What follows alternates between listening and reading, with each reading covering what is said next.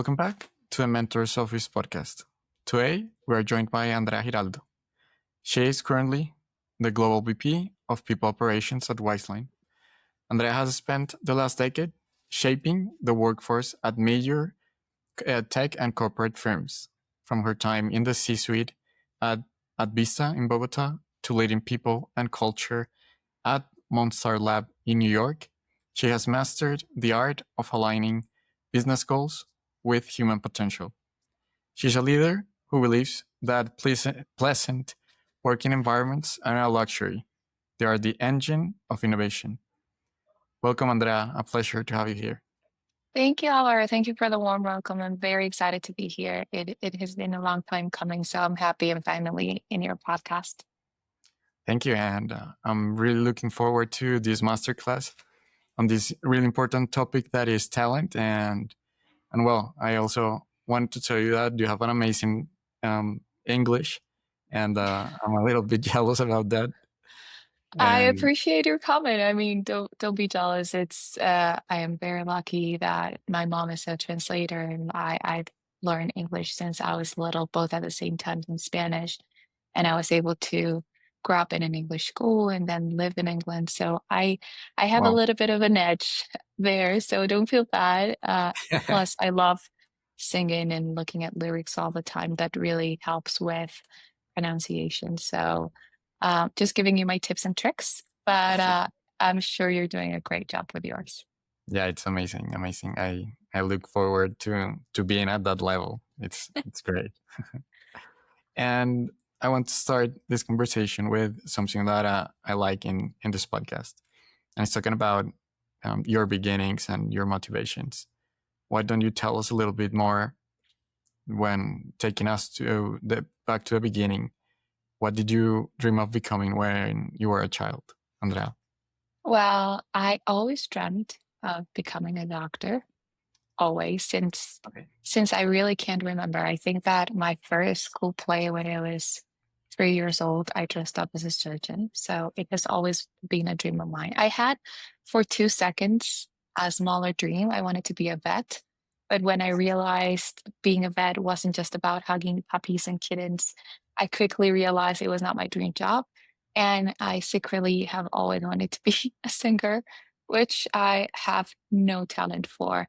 So other than those two, being a doctor has always really been my dream, and it's really has stayed with me. Maybe not the profession itself right now, but the idea of helping people really navigate critical moments and really make informed decisions and improve the quality of life in many ways. That purpose has translated naturally into the role that I currently have. Very interesting. And when did you take that decision to change that vision or dream that you have of becoming a doctor to a VP in human resources and talent? Well, I think life pushed me to that decision, if I'm being honest. I was very capricious about being a doctor and I studied my whole life for it. I started actually in med school. Mhm. Here in Colombia, I started in Los Angeles University. And halfway through my career, I had three major events that Wow. really changed the way that I not only perceive myself, but that I thought about what was my real purpose in life. And at that point, first I was doing this major study that I was finding out the real effects of stress in the body and how Yeah. much that really changed your physicality, how it can bring anxiety and physical symptoms, even if you don't have an underlying medical issue. So that really ticked something in my mind because I was very focused on like the hardware of the body, which is a Yeah. lot about medicine. But I realized at that moment I really didn't understand the software. What was inside? What happened inside our minds that really affected the rest of our body and our physicality.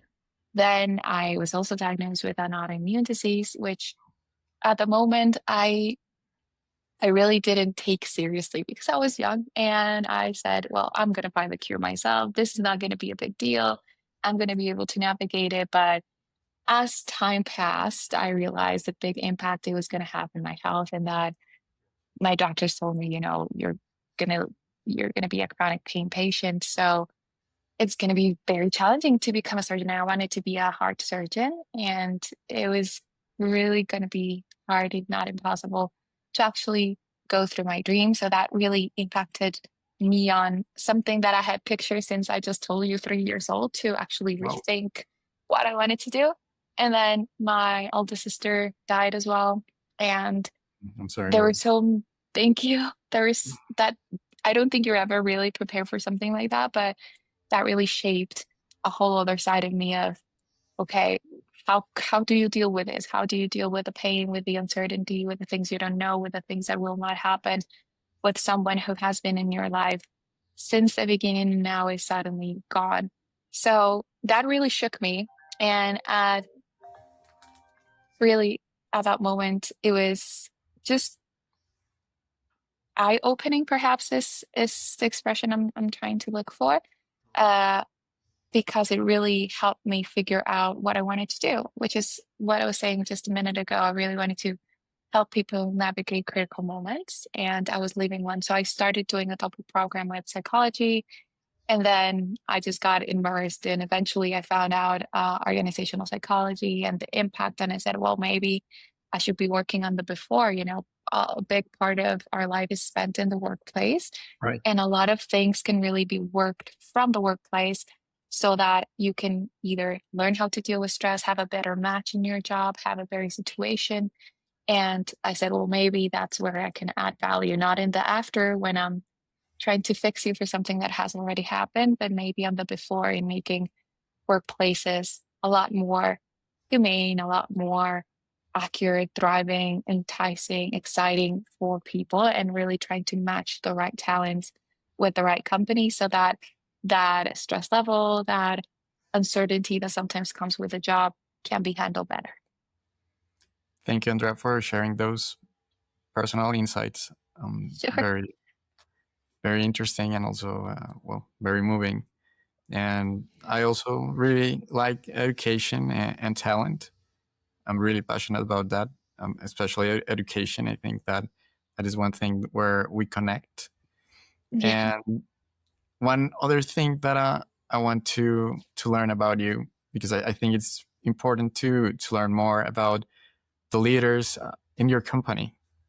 And I'm curious, what is one fun fact that not even your team at Wizeline might know about you?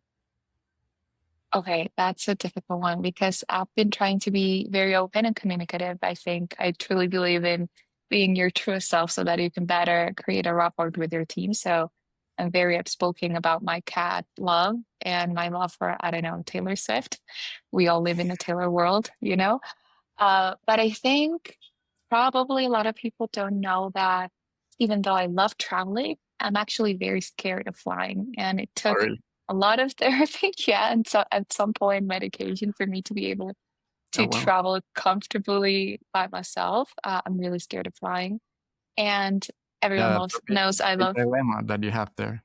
yes, it is. I mean, it's been many years working through that. I can successfully say now that I can travel and not have a panic attack, but it took a minute. And everyone knows I love cats. I have 8 cats, but I don't think a lot of people know that my second favorite animal, sometimes it's my favorite animals, is actually the shark. And I follow sharks all around the world. I sponsor 3 sharks. Oh, that's I interesting. dream of going to South Africa and swim with great whites. I have had the opportunity of swimming with other sharks in other parts of the world, and every time I go to an aquarium is like my happiest place. Wow, very interesting. I think in Mexico they also have a lot of sharks, right? Yes, they do in so many parts. And it's Very, so very exciting. convenient. You can go and visit Wiseline's offices in Mexico and Yes, now like, you know one of the other motivations I have to go there. Definitely sharks bring me to life. I love their genetics. I love how misunderstood they are. yeah, I love how they always move forward. They're really a metaphor for life. So they do have a soft spot yeah. in my I'm heart. also very, yeah, I find biology very, very interesting. It And talking is, about isn't that, it? yeah, I think it's very interesting. And talking about what you said about flights and flying, I was Yeah. also afraid of flying. Oh wow. And And how Well, did you manage? Because I know you travel as well. So what did you do to help you get through that fear? yeah, that's a good question. And to be honest, I never had to take medication, but I was always pretty nervous about doing it. I just did. But what really helped me to calm down and be able to fly more was a podcast. So I really believe Okay. in podcasts as a great resource for learning. And it's from Jocko Wilkins. I don't know if you have heard of him. No. It's a pretty famous has a pretty famous podcast, and it's about he was a Navy SEAL, Okay. and had several important ranks in there, and was very interesting. You talk about stress and managing stress. These Yeah. people, Navy SEALs, have to really live at the edge Yeah. of stress. So I was always I follow him, but I also like to learn from people that, let's say, have the real, I don't know how to say it, evidence or something of that. And when who knows better, who knows more about dealing with stress than a Navy SEAL? In high stressful situations of someone Exactly. that So faces them as a exactly. job. And in that podcast, I think he interviewed another Navy SEAL, and he talked about that guy talked about what he did, or how did he manage the stress of. I think he was in the mission to kill Osama bin Laden, Oh, and okay. they had to go. They had to fly on a helicopter after the mission, and there was a big risk that the government from Pakistan just shut down the Yeah. aircraft. So he told him, "How did you manage that?" And he said, "What I did and how we deal with that high level of stress is, if we don't have any way of control or influencing that decision, or that decision of or actions, just let go and stop thinking about it. That's how we manage it. If we cannot take an action or do something to make the situation better, just forget about it, and Yeah. I concentrate mean, on." And that helped me, the actually. lesson of letting go and taking away, I think a lot of the issues that come from either managing the stress or fear, like planes, come from a control issue, right? So one of the things I think when I'm on a plane uh, is this turbulence because we're going through the equivalent of a pothole? Is this turbulence because we're going to die? Is this because I don't know what's happening? I'm not driving, I'm not there, I'm not seeing. And it has to do with my control issues and things I want to know. And the exercise that you say of letting go, I cannot really do anything about this. Exactly. It's powerful, but it's so difficult. Yeah, it's difficult, but I And don't know. Like, that tip it's, changed my whole mindset. So when I'm on an airplane, I just don't even think about it, because I cannot do anything about it. So that's like my way of saying, I cannot do anything, and actually putting me nervous yeah, in those kind of situations can only make things worse. So the best thing that I can do is just you're try. surrendering. Yeah. So yeah, very interesting topic, that thing that we have in common. And now I want to talk about your expertise in this topic, Sure. related to human talent, learning, Mhm. education, and that you manage a massive scope, from onboarding to performance, mobility. And I'm really curious, you work in Wizeline, what specific AI tools and different technologies is your team using to supercharge those processes? Well, we're an A forward company, so AI definitely takes a big chunk of the things and how we're thinking about problems. So we're using AI very intentionally, in pragmatic ways, really, not to replace judgment, but to augment it.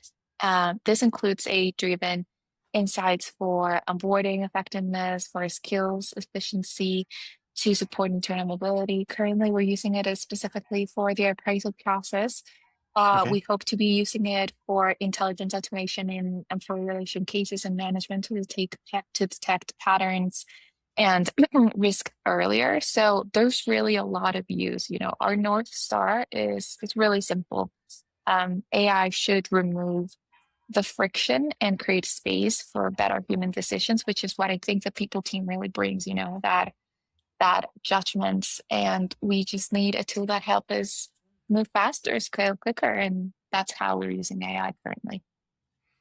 And your is your team developing these new tools, or are you using existing services that other companies provide? Like, how are you managing this innovation?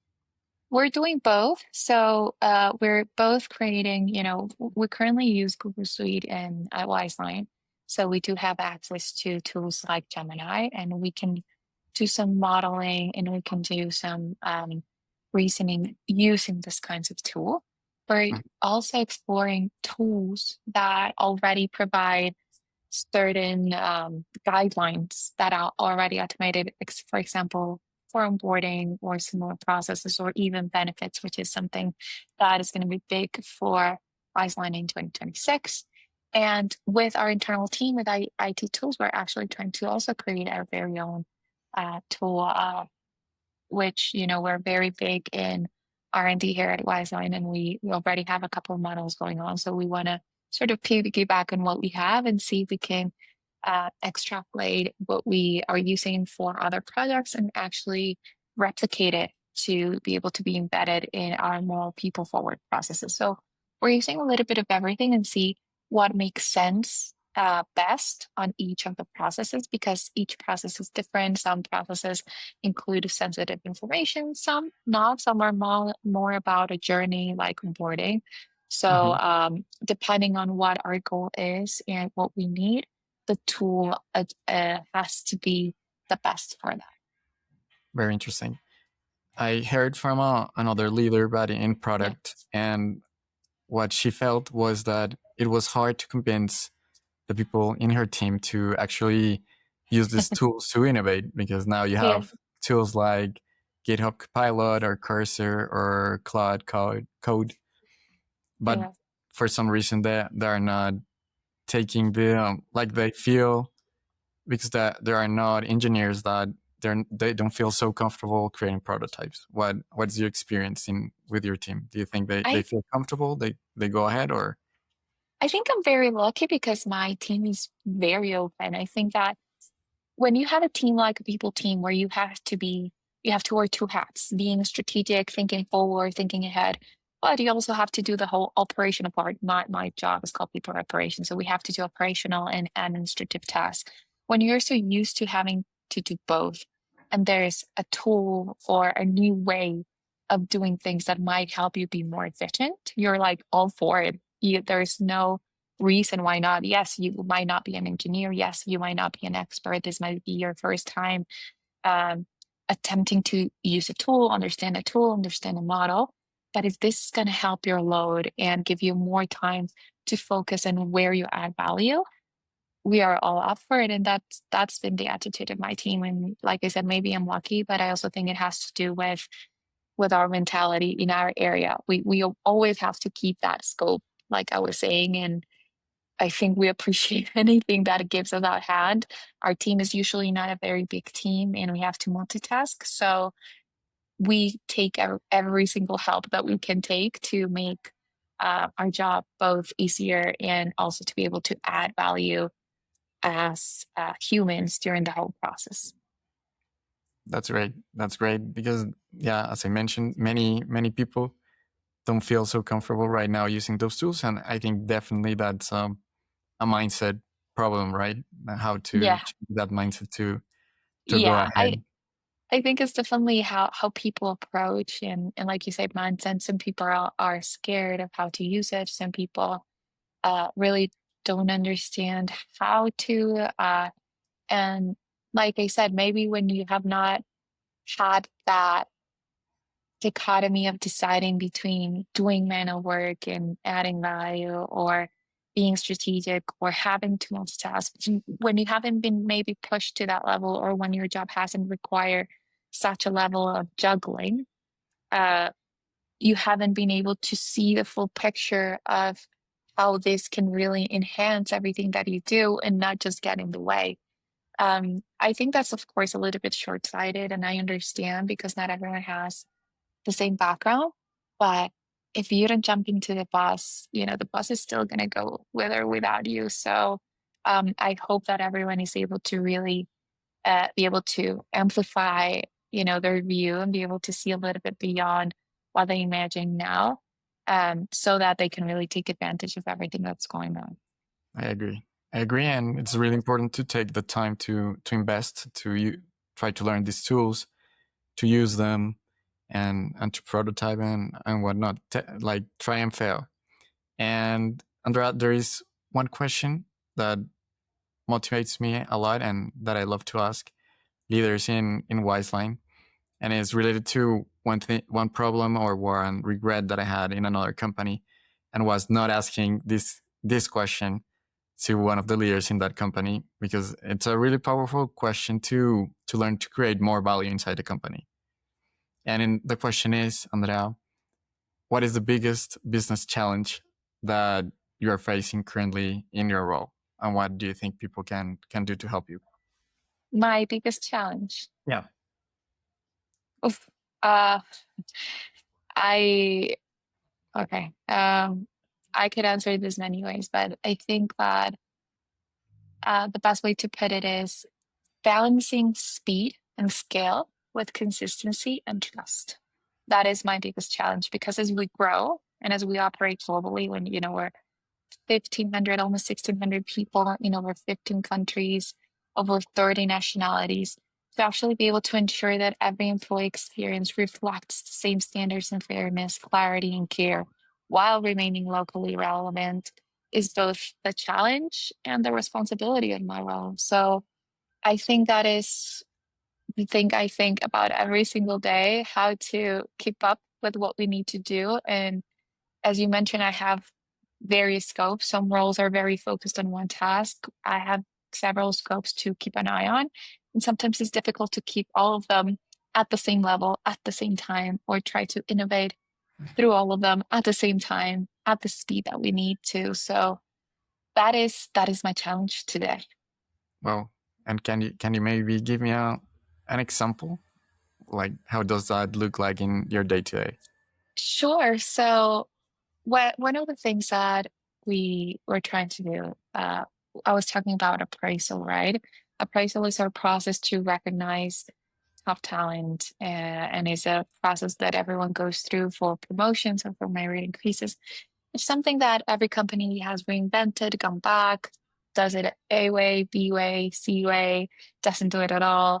Every company has their own way to see it. One of the challenges that we have is to have a process that makes sense to us, that is actually fair, which means that we have to take into account more than one point of information to really understand performance. Performance is not just one thing. And also speaking about performance with people is challenging. Some people think that a promotion merits doing your job every day today merits a promotion. Let me put it that way. And that is a difficult conversation to have, and we can speak more about that later. But doing your job is that's why you're getting paid for it. If you want something different or something bigger, you have to do something different. And that's why appraisal is so important. You have to understand where the company is, where the people are, where you want them to be. You have to understand the cultural differences, how different countries see appraisal, uh, what is valuable for everyone, how to understand the feedback that people do when we have senior managers, junior managers, people changing accounts. You have to create a process that doesn't eliminate the human factor because, like I said, it's important to have that human scope and that human judgment behind it. But we need to make it more vital because we cannot have 2 months of having 400 hours synchronities on deciding who's going up and down. So we do have to use, like I was saying, a model that help us process all the information so that we reduce that time. But at the same time, we have to make sure that we're looking out for the outliers, for cases that may have not been uh, addressed before, perhaps, et cetera, et cetera. So in one process, you have to look at business needs, people need, company needs, countries, culture, Model your team doing it, chasing people to do their part, trying to group it all. Try to keep it in a reasonable timeline so that it doesn't occupy so much time, but that it takes enough time so that it's a process that has taken enough time to really measure what it needs to do. You have to align with finance budget. You have to decide how that budget is separated. And at the same time, in the background, you have mobility cases. You're doing payroll, you're doing performance management, you are dealing with employee relations, you are doing terminations, you're doing hirings. And there is no way to stop anything at any moment. So I feel like my job and most of our jobs are having a lot of tabs open.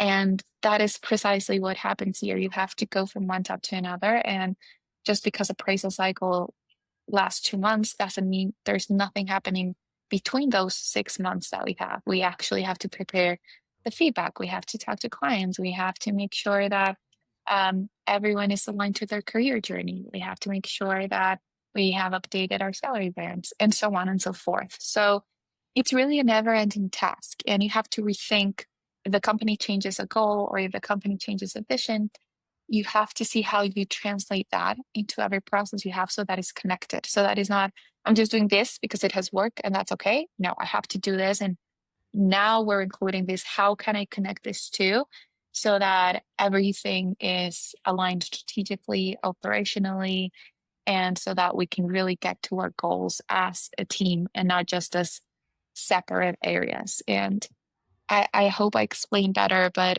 like I said, I think it's having a lot of tabs open and nothing really ever stops. Yeah, definitely. That's one challenge that everyone in the company has and that leaders have.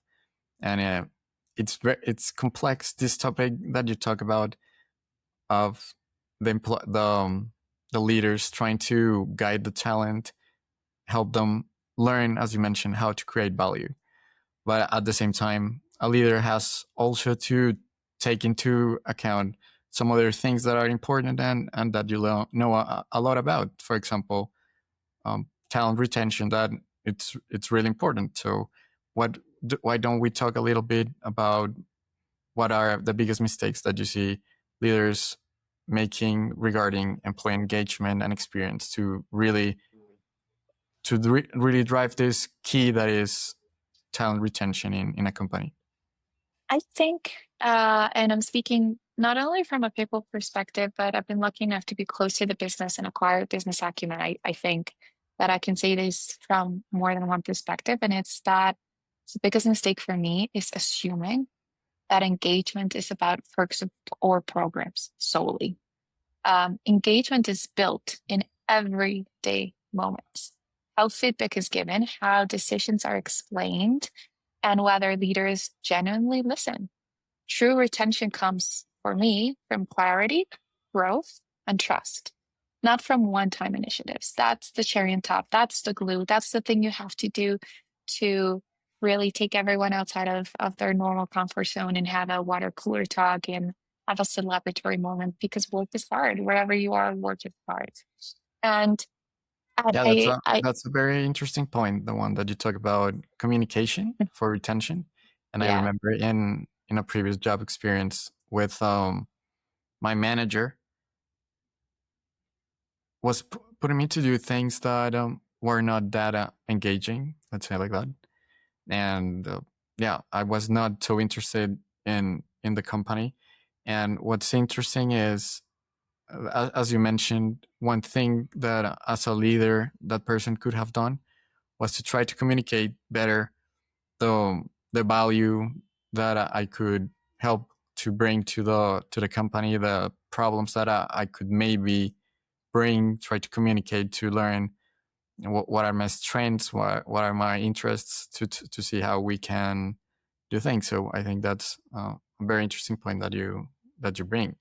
And it's not a minor one because we sometimes as a company tend to push away with or without intention some of that responsibility. You're speaking about communication.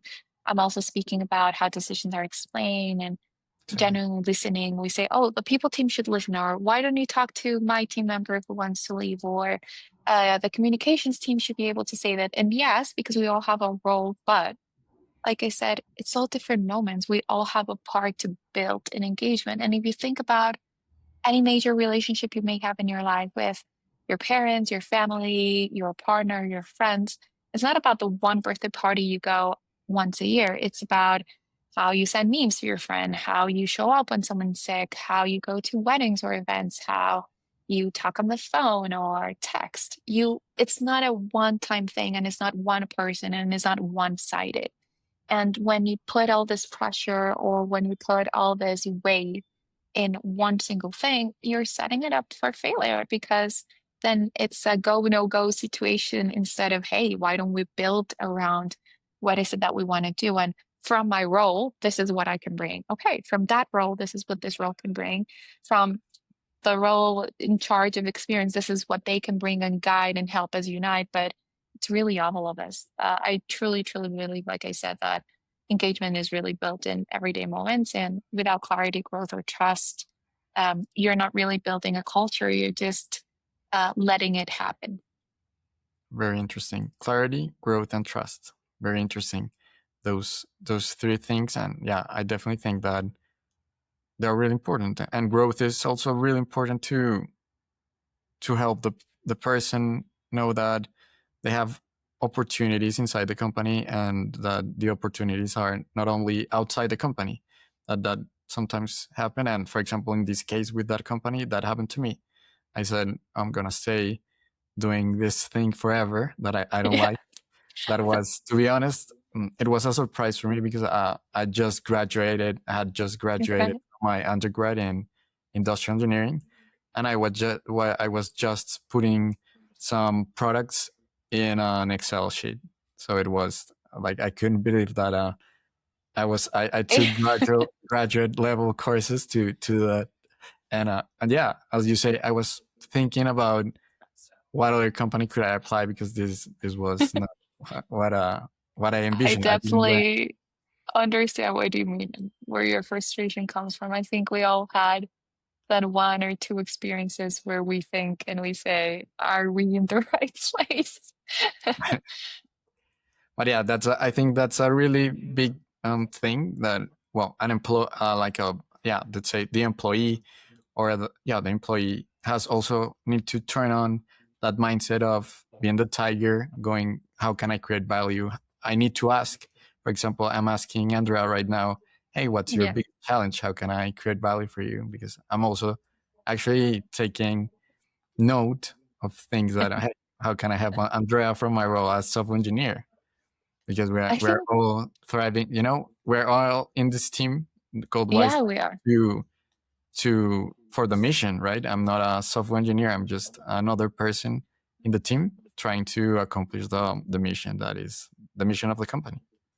And I think, that when everyone, and this is going to sound simple, but it's so not simple in the background, but if people do their job and if people are vocal about what they think could change and come with ideas on how that could change, that's what really can help everyone. I mentioned the first part of doing your job because I think that sometimes we deflect when things get hard and we we Right. retract from our job and we start seeing gaps elsewhere and we try to suggest things elsewhere before doing what we need to do, which means that someone else is going to be sort of picking up my slack, or I may have gaps here that create problems elsewhere, in accounts, in the company, wherever that may be. So I truly think that one of the best things you and anyone can do is really try to do your job in the best way possible. And if there's something you need to do it better, to be able to communicate like, hey, I think I could be doing a better job if I have these resources, or if I have this talk, or if I have this tool. And then if you see something that you think could improve, that you think we could replicate if you like it, I think that it's so important to also say the things that we like. We tend to mention what is not working, but working from operation side, where I was saying this the other day, usually what people remember is the thing that didn't work, but not the 10 Yeah. things that did work that we did. So nobody will say, hey, good job doing payroll, because that's our job. But if you get one mistake, it's gonna be huge. And it should be because it's your payroll, it's what you're supposed to be having, that transaction part of your job. But when we do other things, when we improve processes, when we improve experience, when we're trying to do something else, we also need to hear that we're doing a good job or that you see it, because motivation comes far to operational areas and to people areas where we're supposed to be the cheerleaders, the operational steer masters, the toastmasters, the experience guide, the communication people, the firefighters, and we also get tired. And we're also human. And sometimes we have to hear like, hey, you're not doing such a bad job, because it really is a job that requires a lot of compassion, but a lot of balancing. You are working still for a company, but you have to bring Very the interesting. people side. So I think that also helps to tell people when you like something, when you want to replicate, or when you think you've really seen a change, because otherwise you don't get that part of like when you do a project with a client, you get a termination date, you did it, you deliver, you have the feedback. Yeah. We don't really get that. I think that's a really good point and a really good advice. Try to your job, the one that you have assigned or your normal functions really well. I think that is very interesting. But connecting that to something that is currently happening and that um, I hear it a lot in people and also in podcasts, and is okay. We have our job, but AI is and technology is changing that really fast, Andrea.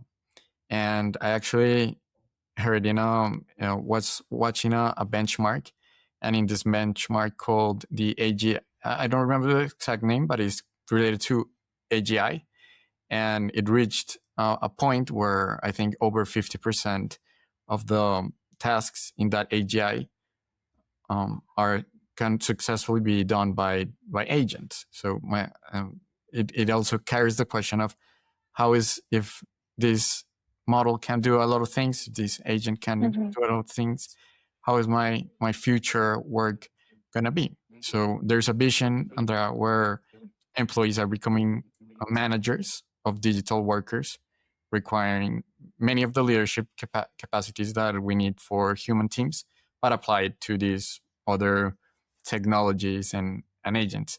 What do you think of this idea of changing the role from what you do to a manager of these digital workers? How do you think? What do you think about that? Well, I think it's very real. I think we're moving toward a world where value is created by humans orchestrating intelligence, not competing with it. And I think that's where a lot of fear comes from. If you don't separate those two, the leadership skills are required: prioritization, ethical judgment, accountability. That is still very hard to model, and I think it's still going to be hard to replicate accurately because it changes depending on the situation, the context, and a lot of different factors. So, um, for this, what I was mentioning for our session, ethical judgment and accountability are the same ones that we value today. We just Right. need to apply it to a new kind of workforce. Yeah, and I was Maybe reading I think technical about it news. simplistically, but Oh, it's anything but simple. great. But I think you know what I mean. Yeah, and those kind of leadership skills, such as strategy, prioritization, even finance, right? Because now you're maybe not gonna do the code. Maybe you're not gonna code for the exact. That's it for a software engineer. Code 90% of the time, but maybe I don't know, code 20 or 30% of the time, and the rest you would need to do things more like a leader, right? Thinking about the goals, the finance, the strategy, the resources, um, communicating, right? Absolutely. And like I said, it's really just going to change the way we work. And that has changed all our existence. We used to be workers and mainly work the land. We used to then have industrialization and things worked out. Then we had the internet. Like we have had to adapt to different situation. And I think this is about that. And if we focus on how we orchestrate that intelligence and we really are able to simplify certain processes, like you mentioned, with that, it's just going to be a different type of working. But I still believe there's absolutely room for everyone. And it's just how we understand that change and how we have the vision of, okay, this is the way it's going. Maybe this is the way that we should be moving, and this is how I'm going to apply it to what I'm doing today. Definitely. And yeah, that's one thing that I'm thinking about. We're seeing this wave of new technologies, of agents that is changing how we work. And yeah, I'm just thinking about, okay, what new skills do I need? What does a leader need to be think about the skills that are needed? So, Andrea, you are indeed, you're in charge of the people operations. You're the VP. How are you approaching the upskilling of your workforce currently with these new waves of technology? It's challenging because I think the first part, which I already have, is to have that curiosity with people and that disposition. And like I mentioned before, my team is all up for uh, getting their feet wet, more than wet, with everything that's coming up. I hope to have not only more time and budget, but to be more intentional with the trainings that we do next year, so that depending on the project that everyone is, they can really fast forward a little bit in time by getting ahead with the learning that we might be able to get. So one of the big learnings that we had this year is really how to use agentic and how to create reasoning models to help us think faster and process information faster. And That's that something myself, for who? For just for the software engineers or no, actually, just for? that I was speaking specifically about my team. Okay, But I think when we're speaking about Wizeline in general, we have this amazing AI division. And one of the things that we are really going to focus is on that training to be intentional and what is the best tool to be able to have purposeful spaces where we have curated uh, both the tools and the content to really focus and take a little bit out the noise that AI generates and say, okay, where is it that we're going and that we need either for this account, this company, or this project, and focus the learning on that. So we're investing in tools, we're investing in training, we're investing in time, which is one of the things that is actually most expensive, but is the thing that is really going to take us, our team, to the next level, and therefore our clients. yeah, and this is something that I have been thinking a lot about, and is what new skills do I need? Both soft skills and also technical skills. Give us an advice as the VP of people operations. What are the top three soft and technical skills that a Wiseliner needs I for love this question. I 2026? love this question. And I'm going to speak about the top three behavioral questions. I think semantics is important, and we have been calling them soft skills for so long that people don't think they're important, but behavioral skills are definitely key. And my top three are ownership and accountability on one side, adaptability and learning agility. And, both of this really tie everything we have spoken about so thus far. And third, clear and empathetic communication. Those are my top three behavioral skills. Oh, And then if we go to technical skills, I would say AI literacy. And I don't mean coding, I mean understanding the impact and the use cases in your line of work. okay. Then data informed decision making. I think that we are more used to seeing numbers, but we still have difficulty understanding the insights behind. So when I say data informed decisions, I mean you have to understand what the data is telling you, not what do you think it's telling you. And then my third technical skill would be systems and process thinking. I think that would be my ideal combo. I think those are the top skills that a wise liner or really anyone should have in this 2026. Awesome. Yeah, I definitely think that's really important in what you talk about AI literacy and learning about that. I think that Udacity has some great courses about that.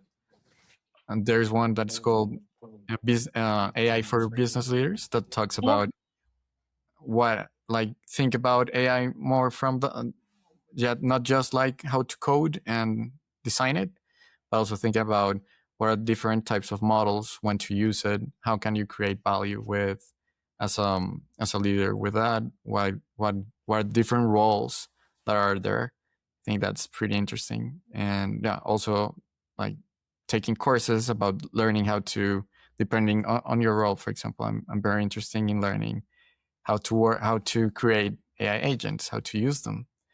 And yeah, definitely, I think that's really important. And one thing that I wanted to ask you, and that I think is very useful, and especially like you're in charge of those type of decisions, and it's very interesting to learn or have the advice from the person leading the team that makes the decision on promotions, on races. Like, what are your tips on how to get a promotion or a race in 2026 for a Wizeliner? Thank you for mentioning promotions. I know that everyone loves to talk about this, and it's a both exciting and sensitive subject. For me, I think that the tips I can give you to get a promotion, and again, people put forward the process, we elaborate the way that we're scoring, we gather the information, and we are the advisors at the end. We are just one part of the team. The leaders also decide if our recommendation is up to what they think it's going to be good for the business. So it's a conjoint decision. Um, but the first thing I mentioned it a couple of minutes ago, which was don't expect to get a promotion just because you're doing your job. Companies tend to allocate enough budget and time to promotions and merit increases for 15, maximum 30% of the company's workforce yearly. So that means you cannot touch everyone in the company with a salary increase or a promotion. So you have to stand out to be in that Yeah. 10 to 30%. So doing your job, that's what gives you your salary. If you want a different salary, if you want a different level, you have to do something beyond what you were hired to do. But Very really interesting. going more into tips, I think that what you do beyond the expected work that takes you literally to the next level, you have to also stop focusing only on output and start Mhm. demonstrating impact. I think that's where the key Impact. is. Yeah, that's really cool. Uh, to be really clear in how your work moves the business forward, proactively solve problems beyond your role or your scope, and make your growth conversations ongoing, not transactional or just annual or just when you're looking for a job. If you have that guideline, if you know what is expected, and if you are steering all your efforts towards impact, it should be just a normal part of your growth. And it shouldn't even be this moment. It's the result of all your efforts and everything that you've been doing towards that goal. Thank you for that reminder. Definitely, I think that the most important thing that you said was impact. Always try to think about impact, and definitely impact is what's gonna help you get that raise or that promotion in 2026. So definitely, the people listening here, that's what you should focus on, impact. And I know that we don't have a lot of time now, Andrea, and I want to ask you this question that I love it, and is related to this type of mindsets and behavioral skills that really make someone successful. And what are your top three rules for success? Uh, do the right thing, especially when it's hard. You can never go wrong with that one. And for roles like ours in leadership or operations or where you're handling people, to do the right thing, it's the most important part always. Uh, Two, think long term, even under short term pressure. Keep that goal, keep knowing what's going to come. Even if you have to do everyday tasks and solve a problem right now, don't lose that scope. And it actually applies the other way. Just because a big future is coming doesn't mean you have to ignore what's happening right now because you have to get there. So I think it applies both ways. And three, never really underestimate the impact of how you make people feel.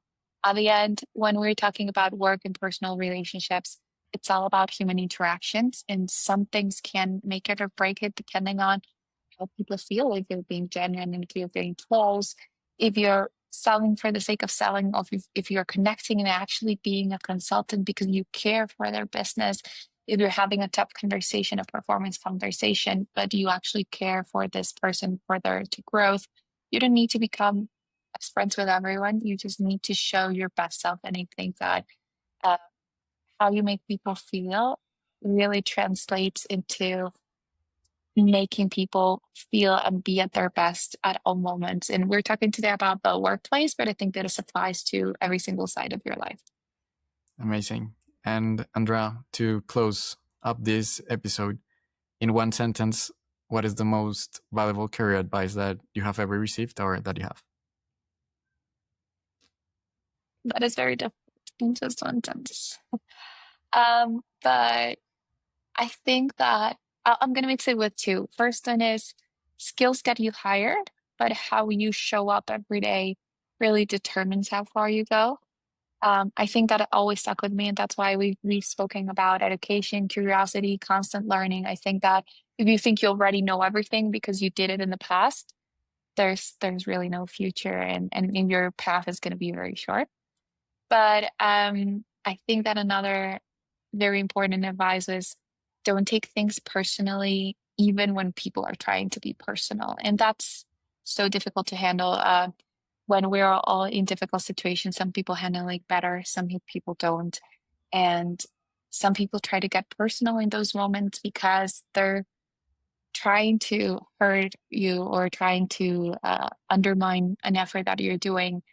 And even though we don't speak a lot about that, it really does happen. But what I tried to think about and what someone told me at a certain moment in my career was that speaks more about the other person, where they're hurting, where their gaps are, how they are projecting that lack of either skill, control, whatever it is, doing that on you. You take what works, what serves you, and improve it, and what doesn't, just put it on the side because it's tough. Life is tough, and you can just focus on what you can control, which takes us back to the Focus airplane on control. example. So take it Exactly. back to what you can do, what you can take, and even though it's difficult, is the best self-protecting skill I think you can have.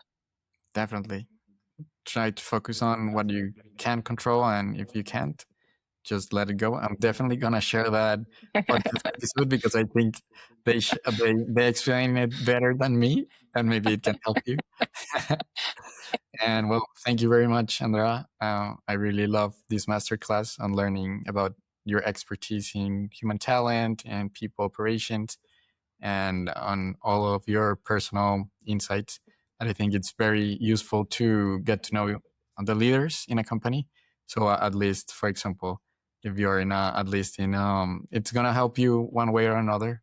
But at least if you're in I don't know, in a party or in a lunch, you at least know who are the leaders, and don't make a mistake. of Absolutely. Unless you get to know who the faces are and who's everyone in those pictures, and you can get Yeah, to know names. at least to So avoid an uncomfortable situation. So absolutely. Thank you so much for thank your you, time Andrea. and for your kind invitation. It was great to be able to speak to you today and to everyone who will be listening to this podcast. Thank you very much, and thank you to our audience, and see you in the next episode. Thank you. Have a good day.